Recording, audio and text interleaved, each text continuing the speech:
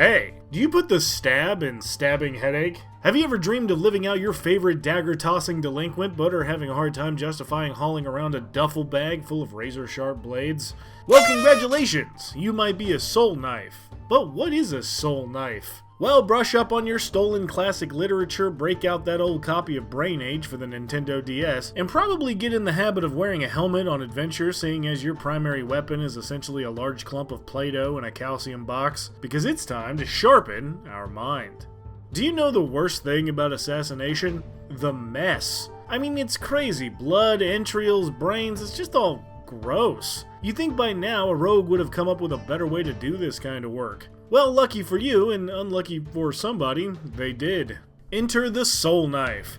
This versatile assassin is the perfect choice for infiltration, espionage, and of course, elimination. But the road to getting this good is tough and requires a little more brains than your average ruffian. And while might and magic are the favored tools of most classes in 5e, your abilities are a little more cerebral. You see, building your body to withstand an extreme amount of punishment or uncovering the secrets of the universe to enhance your magical portfolio are both incredible ways to fend off danger and respond to threats, but they both fall short of protecting your greatest asset, the mind. And that, my young scoundrels, is our target. And while we're on the topic of minds, make sure to keep your ears clear of clutter with this week's sponsor, World Anvil. Most of y'all know how much I love World Anvil, but if you're new to the channel and somehow haven't heard, World Anvil is the one-stop shop for keeping up with every detail of your campaigns. Plan sessions, create sprawling maps, and help your players focus on adventure while World Anvil takes care of the hard part. And if you'd like to take a break from D&D, World Anvil supports 45 RPG systems and also comes with the tools to customize your own. But my favorite part about World Anvil is their free tutorials to guide you through the tools and make sure you get the most out of what they have to offer. So how much would you pay to take all this stress off your shoulders? Well, my friends, World Anvil starts at the low, absurdly low price of absolutely free. However, if you'd like to subscribe to their premium service, you can always use my code YEMBADND and get yourself 51% off for a year. So if you're a DM who just needs a break and wants to spend more time on fun and less on monotony, you gotta give World Anvil a try today. All you gotta do is click on the link below and thank me later. Speaking of thanks, a huge one goes out to World Anvil once again for sponsoring the show. And now, back to the video. So you're dying to play a character who can inflict massive amounts of physical and non-physical pain simultaneously. Emotional damage! Well, to do that, you gotta start as a rogue. Rogues are good at stuff, and by default gooder than you, so they get a lot of skills. I recommend skills that boost your ability to remain unseen and deliver on your sneak attack, so stealth, perception, and sleight of hand are go-tos. But don't forget, you also get expertise to enhance two of those skills even further by doubling your proficiency bonus, making you a near invisible nightmare. But we wouldn't be a rogue if we didn't get sneak attack, letting you add a d6 of damage to any attack that meets the sneak attack criteria. This damage also increases by a d6 for every 2 levels you take in rogue, so lay in wait for the perfect time to strike and then reach out and deliver that heinous killing blow. But you also get Thieves' Cant, which is a secret language known only to rogues, and while technically supposed to be a disconnected series of words and phrases from different regions and languages, I like to imagine it as whatever Donnie is saying in the Wild Thornberries. Second level gets us cunning action so we can dodge, duck, dip, dive, and dodge around the battlefield, allowing us to dash, disengage, or hide as a bonus action. Perfect for popping in and out of danger or attacking from the shadows. But all that time stalking and doing stakeouts has given you the opportunity to think and, more importantly, explore your own mind. In doing so, you discover a power lying dormant in your subconscious: psionics. Psionics is like magic, but actually not at all. Why would you think that, silly? More like brain magic that can't be detected by normal magical means or counterspelled. If this sounds familiar, it's the power set of everyone's favorite octopus-faced, brain-loving, sexy cephalopod, the Mind Flayer. But lucky for you, we can harness some of that sweet brain juice without turning into that. This comes with a suite of abilities that utilize your psionic energy die. You get a number of d6 die equal to twice your proficiency bonus, which increases to a d8, 10, and 12 at levels 5, 11, and 17 respectively. But you'll need a hat to cover up that huge swollen noggin with your new big brain plays. like Psi-Bolstered Knack, letting you roll your psionic die like a bardic inspiration to add to a skill or tool check you have proficiency in, and Psychic Whispers to establish a telepathic link between a number of creatures equal to your proficiency bonus for a number of hours equal to a roll of your psionic energy die. You can speak telepathically through this link and even connect to a creature with which you do not share a language and still understand them. This connection expands for up to a mile, and its first use every day is actually free, expending a die on each additional use. But that's why they call you the Soulknife, because you cut right to the heart of people's internal struggles to form a better connection and understanding. Just kidding, loser, it's for the blades of pure mind matter. These psychic blades manifest in your hands and take whatever form you wish, but count as simple melee finesse weapons with a thrown range of 60 feet, dealing a d6 of psychic damage on a hit. But 2 free hands means 2 blades, letting you follow up with a bonus action attack that does a d4. The best part is that 60-foot range letting you snipe from the shadows with a piercing brain blast. But this also pairs exceptionally well with your optional ability, Steady Aim, so you can dump your movement and bonus action to lock in some advantage on a target and guarantee sneak attack.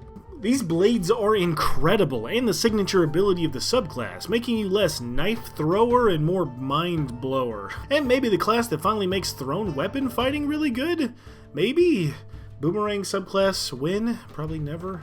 At 5th level, we get Uncanny Dodge to spend a reaction to half the damage of an incoming attack, and at 7th level, we become Evasive, allowing us to dodge some of the most powerful effects in the game, taking no damage on successful dex saves and only half damage on failed ones. But it's 9th level where we unleash the true power of our malicious minds, turning our psychic blades into soul blades, as long as we don't get sued by Namco. But being infused with our soul means these blades are much better at following your commands, meaning if you miss a target with a melee or thrown attack, you can add your psionic energy die to it, which at this point is a d8. This psionic die is only expended if you hit, which is super cool and means there's no reason you shouldn't be trying this on every failed attack. But if you need to get around better, you can instead spend your bonus action to expend a psionic die, throw your blade a number of feet equal to 10 times the dice roll, and then teleport to that space. That's just stupidly fun. In one turn, you can dive on an enemy, stab to your heart's content, and then bamf up to the rafters all before they have a chance to shit their pants. At 11th level, we get one of my favorite abilities with Reliable Talent, so we never roll below a 10 on any skill we're proficient in, which may be one of the wildest buffs in 5e, and nobody ever talks about it? Probably because we get much flashier abilities like Psychic Veil at 13th level. This allows you to use your psionic energy to warp the perception in the minds of those around you and become invisible to them for an hour, or until you deal damage to a creature or force them to make a save. It's basically the invisibility spell, but once again cannot be detected by magic and cannot be counterspelled. You get 1 free use of this per day unless you spend a psionic energy die to use it again, so spend that wisely on your infiltration missions, or do what I would and make sure no one ever sees you leaving Little Caesars. Why do I keep coming back? Is $5 pizza really worth all this diarrhea? But at least we can detect invisible creatures within 10 feet of us with the blind sense at 14th level, so no one can take away your $5 cheesy goodness. Stop with the Little Caesars, it's weird. You're weird.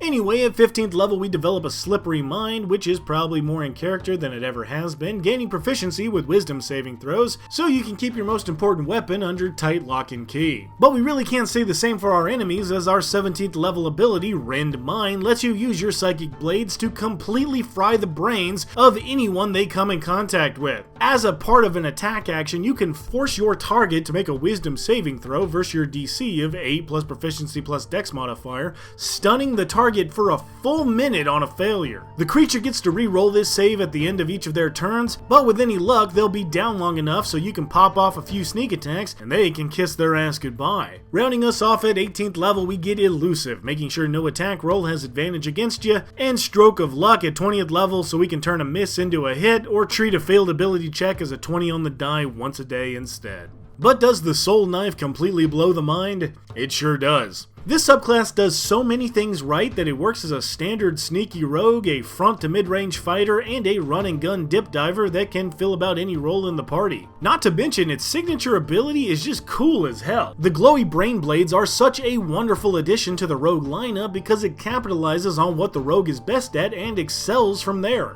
As much as I like the swashbuckler, one of the things this does better is allow you the versatility and range to dive in close or attack from afar. On top of that, the idea of the psychic blades is just really fun.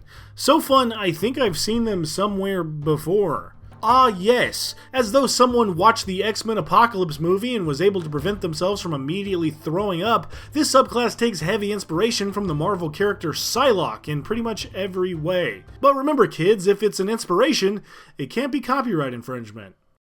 Probably. Needless to say, your ability to go directly for the brain instead of the regular slice and stab techniques your rogue buddies employ is an incredibly useful tool, though I worry about its sustainability coming into the late game. While your damage will pretty much always do well with your sneak attacks, your psychic blades never get a +1 bonus like many short swords you may come across by about level 5. By level 17, if you're fighting things that are resistant or even immune to psychic damage, this becomes even more of a problem, taking away your main asset. However, your assortment of other options like teleportation, your psychic veil, or even the mind rend ability make up for this in my opinion. And while your psychic blades may get outpaced later on, they'll always be a great backup in situations where your stuff is taken away or subtlety is required. So if your greatest weapon will always be the thing rattling between your ears, you avoid slicing and dicing enemies, preferring to cause damage by forcing them to relive a highlights reel of their most embarrassing middle school snafus, and an autopsy of the skull of your latest victim looks less like a human brain and more like a potato that exploded in the microwave, guess what?